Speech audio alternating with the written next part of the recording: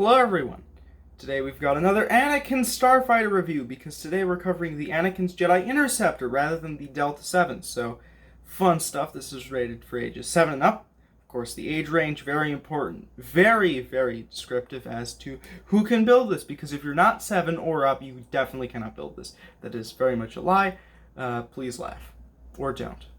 But this is set 75281. Pretty interesting number if you care about set numbers. Also has 248 pieces, which is pretty good for a $30 price point set. Does only have 2 minifigures, being R2-D2 and Anakin Skywalker. Could be better, but it could also be worse, where this could be $40 set and we could have 3 minifigures. So there's always pros and cons, like how you can consider the Obi-Wan's Delta 7 compared to the Anakin's Jedi Delta 7, which was $16 compared to the now $30 of the Obi-Wan's one. So pretty crazy how prices have gone, but let's move on to the back, which is on a landing pad instead of space, which is pretty nice to see. You do have the playable in the Skywalker Saga, which is now out. Fun, fantastic, fun for the whole family if you can pick up yourself a copy, because that is always pretty fun to find. It does have some spring-loaded shooters, as also demonstrated in the front. If you did catch that, it's on a landing pad, which I probably already mentioned, but hey, there you go again.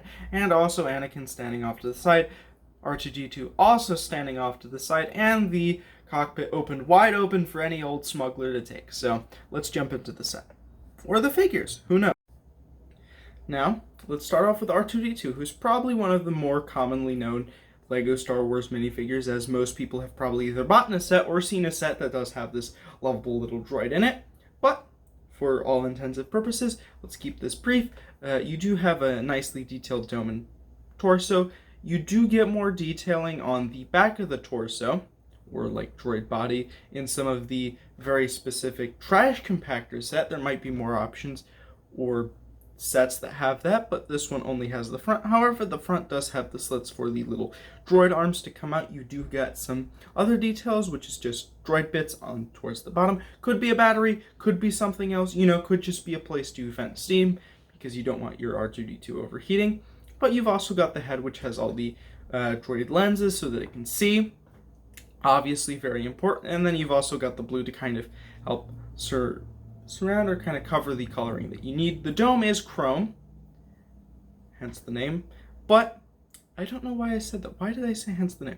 Anyways, the back of the head has some more bits, just rounding out the dome, also rounding out the color with a little bit more droid bits to kind of flesh out all the utility that you can have with this droid. If you wanted to, if you can think of it, you can do it. It doesn't have any detailing for the thrusters, but realistically, I don't think they have ever done any thruster detailings, except for the UCS one, so interesting enough.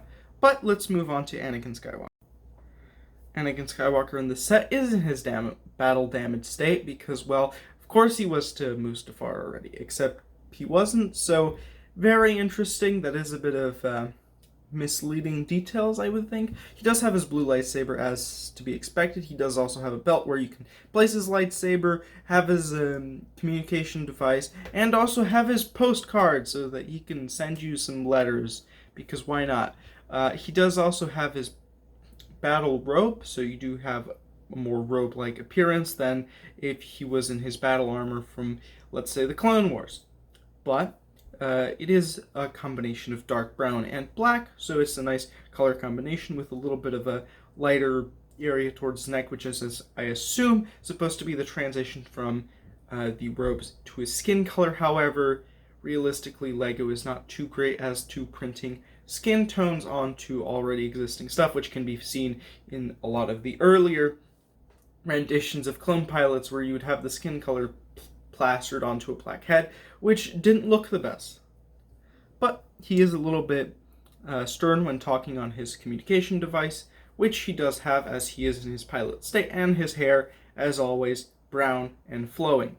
Let's move on to the back. Now, on the back of the robe, you do have the continuation, not communication, but you still do have the communication device, so hence the weirdness. But his belt does have some more details, which is nice. He does have some more flare pens, so he can sign all those checks if he needs to, and also has some more battle damage on his robes, so who knows? He was definitely thrown into lava both sides, so he does have a crisp cook around both sides, so he's very tender and delicious right now. I don't know why. Maybe there's some cannibals watching. Who knows, really? But he is much angrier at that comment, so we should probably move on.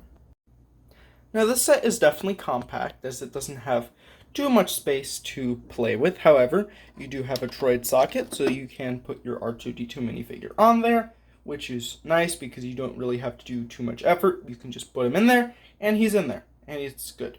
You've got some Republic logos right there, and then you've also got some insignias on either side of the cockpit, which is nice. You do have 4 stickers, which have the inside panel, so that when you're in flight mode, you can lift it out and have a bit more detail than just flat yellow, which is pretty nice. You do have the cockpit here, which does have some viewing ports, so you can see, which is great to see in a set like this, because that means that you can actually have reasonable visibility while flying this thing, which is nice. You do have 2 front-facing turbo lasers, where I don't think they would be turbo lasers because they seem pretty small, but you do have some blasters, which is great.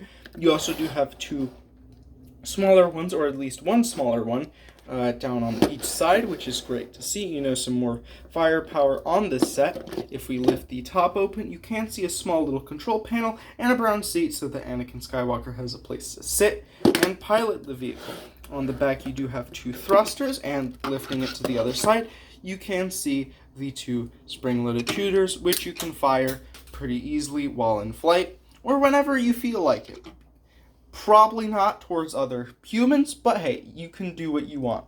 It isn't advised, though, because if you hit someone in the eye, you might cause permanent eye damage, so maybe you refrain from doing that, but you can see that both of these undersides are the same, so you can take a quick peep at R2-D2 if you feel like it. But you do also have some degree of motion with the wings, so you can just have it flat forward, which probably isn't the most aerodynamic design because you do have these 2 large slits at the bottom kind of slowing you down. But if you feel like it, you can do it. So, that's the more imaginative side of the set, where you can realistically have a less aerodynamic shape, but it will still function because, hey, this doesn't have to apply with real physics. Because, well, it does, but theoretically, if you're holding it in your hand, it doesn't. So, there you go. Now, this is definitely a bit different, but it still works great as an Interceptor, so if you're interested in it, you can probably still maybe pick it up. I don't know. I'm not great with telling people what's available and what's not, so maybe ask someone that's a professional, because I'm definitely not a professional, and I'm probably going mentally insane, so isn't that great? But I hope you enjoyed this video. See you next time. Bye.